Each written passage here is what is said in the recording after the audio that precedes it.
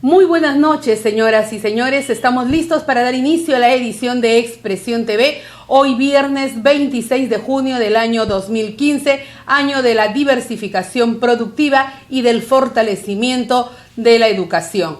Estoy en Canal 21, el canal líder de la televisión regional.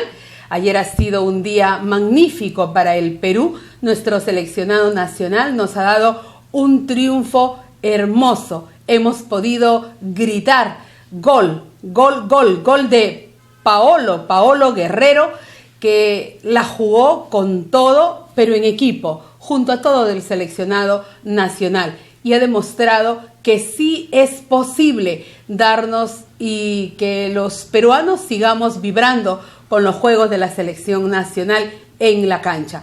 El partido en el que tendrán que demostrar cohesión, eficiencia e idoneidad y que juegan en equipo es el lunes 29 frente al seleccionado chileno. Así que no digo que la suerte, porque la suerte no existe, pero que un juego bueno y que todas las vibras de los 30 millones de peruanos sigan acompañando a nuestro seleccionado nacional. Y ahora voy con lo que será esta edición de Expresión TV.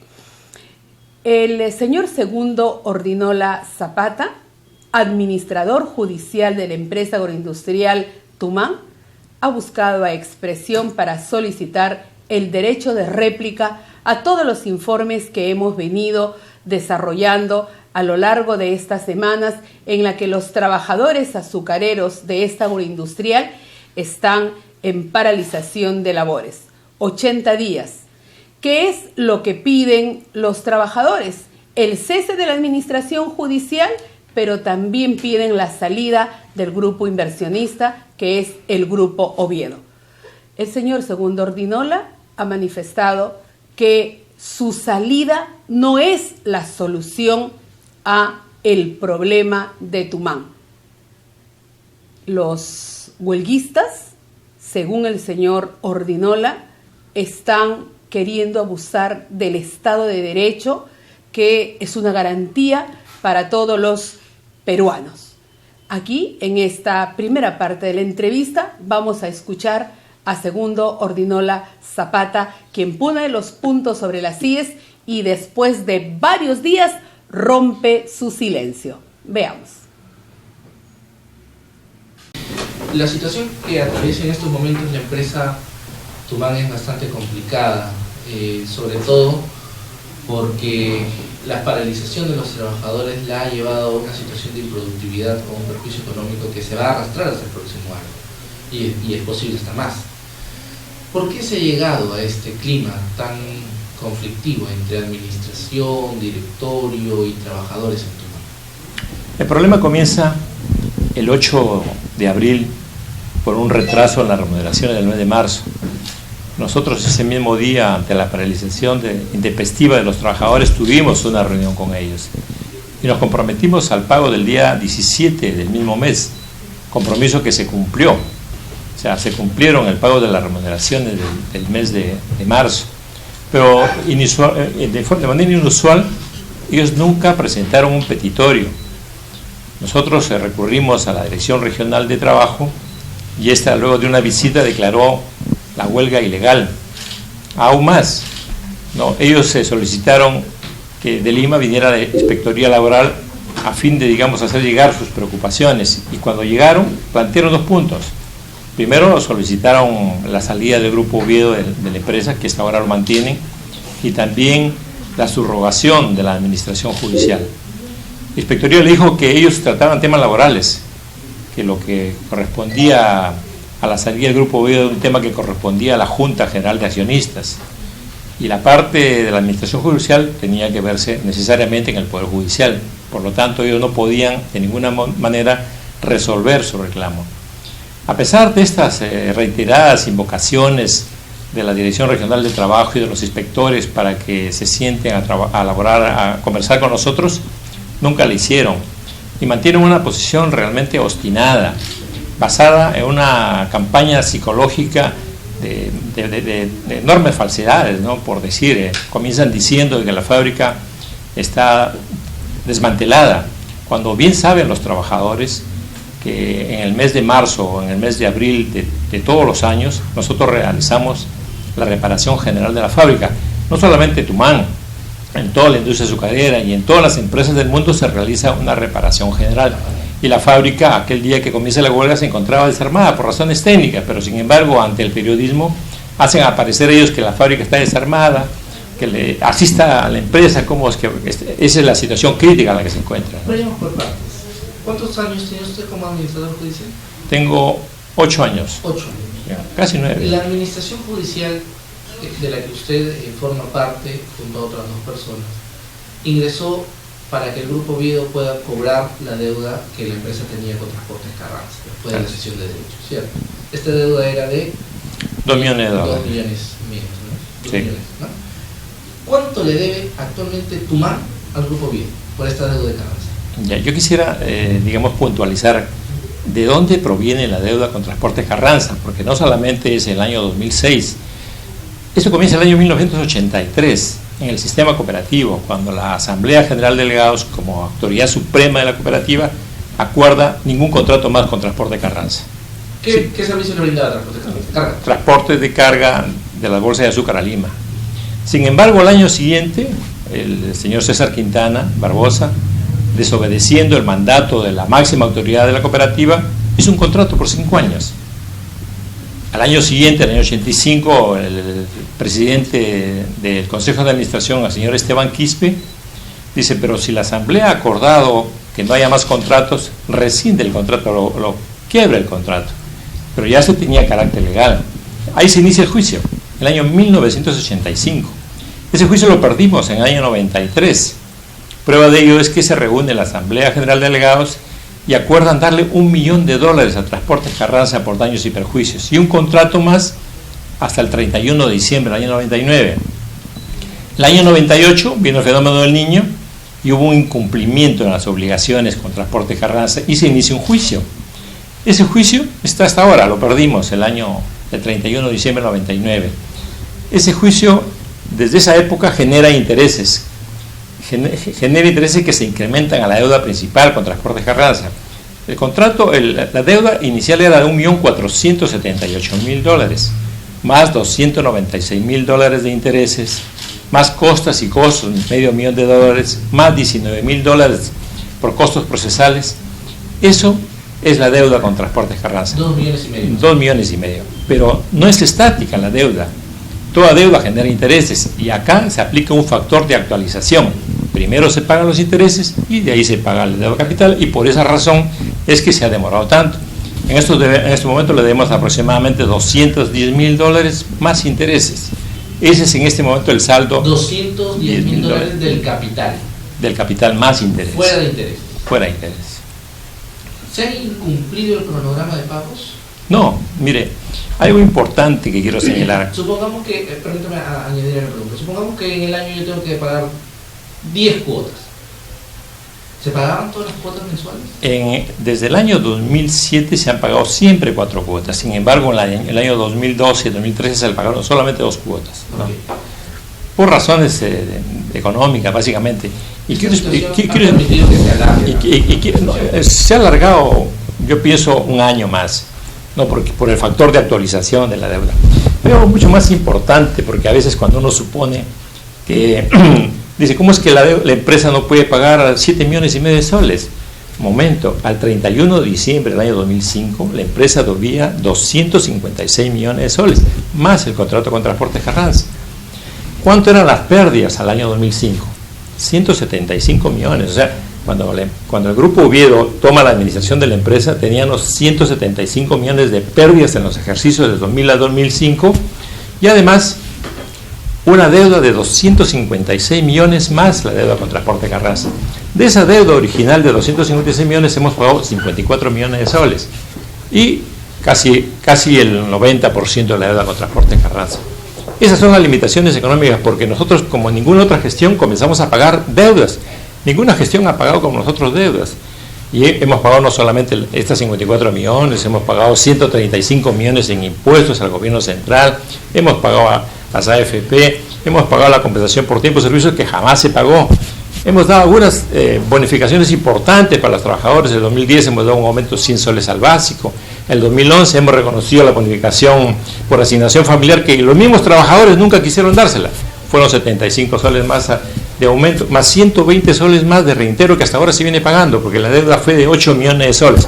Ese tipo de beneficios le hemos venido dando al trabajador. Estamos aquí en expresión casi seguro que el argumento es la falta de agua. Pero en el caso de Tumán, como también ha sucedido en Pomalca, la situación del último año, en el 2014, ha ido de pérdida, según el informe que ustedes tienen en SBS. Nosotros publicamos a mediados de mayo precisamente los informes que están en SBS, los auditados, y nos señalan que en el 2014 la pérdida fue de 24.800.000 soles solo en gastos operativos. O sea, la empresa gastó más en operar de lo que pudo recibir por la venta del azúcar. ¿Por qué sucedió? Claro, para hacer un diagnóstico hay que mirar un poco más atrás, ¿no? Al año 2006. Nosotros el año 2004 y el 2005 que recibimos la empresa, hay que analizar cómo recibimos campo. 80 toneladas por hectárea.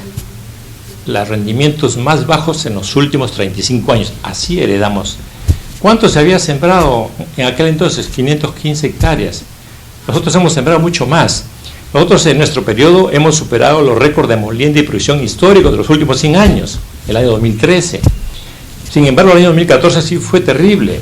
Primero, porque el año 2013 hubo una sequía extrema. Yo recuerdo que Expresión ha publicado incluso cómo se moría el ganado por falta de agua. Estamos hablando de noviembre, diciembre del año 2013.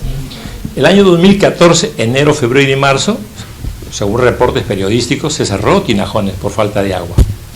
Y en septiembre, octubre se volvió a cerrar 2 meses más. O sea, ese año no tuvimos 5 meses agua. Pero aparte hubo otra cosa más. En diciembre del año 2013 hubo un desperfecto, se quemó una turbina inexplicablemente en la empresa. O sea, no solamente no tuvimos agua de Tinajones, no tuvimos agua de los pozos tubulares, no tuvimos agua. Al no tener agua, no sembramos, no abonamos, no aplicamos herbicidas y los rendimientos se desplomaron. Por eso es que en el año 2014 tenemos los rendimientos bajísimos, 64 toneladas por hectárea. Esa es la explicación. Kilos por tonelada. Claro, en kilos, no, en kilos estamos en 94 kilos por tonelada. En kilos, la productividad no fue mala. Sí fue mala el tonelaje, los rendimientos de tonelada por hectárea. Eso sí fueron malos. Pero en el transcurso del periodo hemos superado récords de molienda y producción, hemos tenido importantes rendimientos en campo y en fábrica también, porque fábrica siempre tuvo una capacidad de molienda desde el año 1970 hasta el año 2008, siempre su capacidad instalada de molienda fue 3.500 toneladas. Con las inversiones que hicimos nosotros, tenemos una capacidad instalada de 4.500 a 5.000 toneladas de caña para moler en fábrica. Lógicamente, si hay la masa suficiente de caña, podemos alcanzar esos récords. Pero en el año 2012 y 2013 nuestra molienda ha sido más de 100.000 toneladas por mes, algo que no se había alcanzado antes. Pero 2014 sí ha sido un año malo por las explicaciones técnicas que le doy. Y esta situación ha mermado tanto en la empresa que llegaron a perder 29.800.000 soles en el año 2014, 2.600.000 soles más en el 2013. O sea, la empresa ha venido perdiendo dinero no solamente el año 2002, el 14 y el 2013, los años anteriores también han habido pérdidas. En el año 2011 hemos tenido utilidades, ¿no?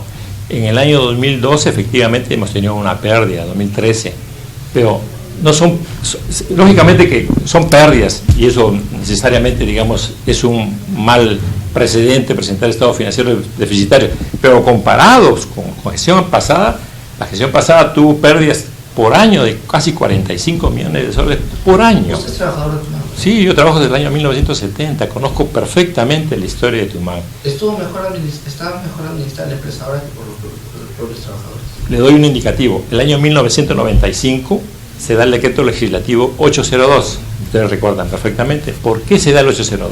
Porque la empresa estaba quebrada, tenía 90 millones de deuda tributaria y como 400 millones de deuda laboral, aparte de la deuda comercial.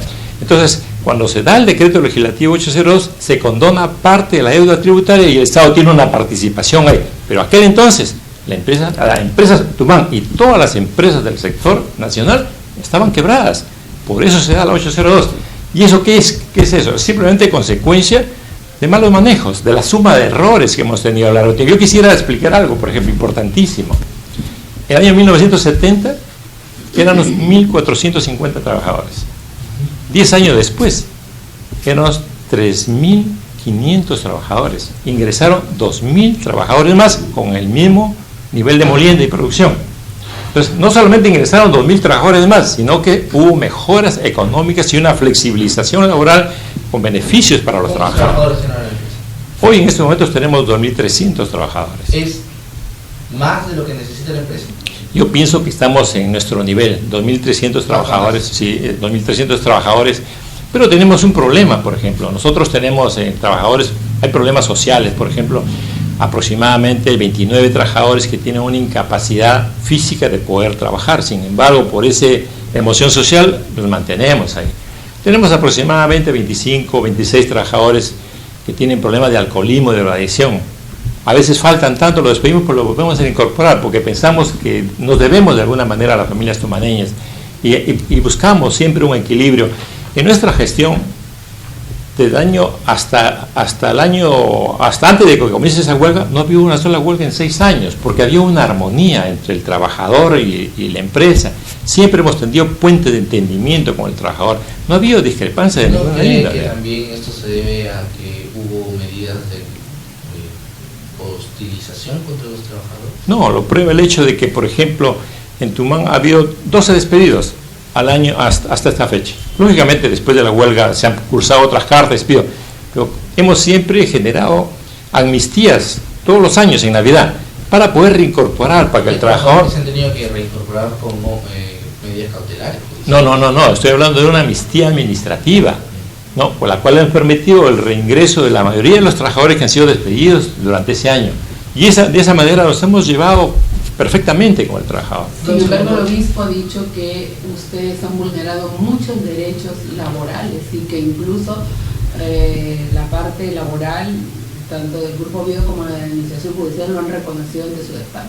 No, lo que el obispo está enfocando una realidad distinta, que es la realidad de otra empresa azucarera que no es la de Tumán. En Tumán, no, si usted conversa, no con la comisión de huelga, sino con el trabajador y común y corriente, verá que no existe, digamos, una vulneración de los derechos de los trabajadores. Quizá podría haber una afectación este último año, que el año pasado nosotros siempre hemos dado 3 bolsas de azúcar, no lo pudimos dar, hemos dado canasta, hemos dado un pago, este año 2014 no lo pudimos dar. Pero pues el año 2014 tuvimos un desbalance económico importantísimo por la baja de rendimientos en el campo, que es donde se genera el progreso, la riqueza o la crisis de una empresa, es en el campo.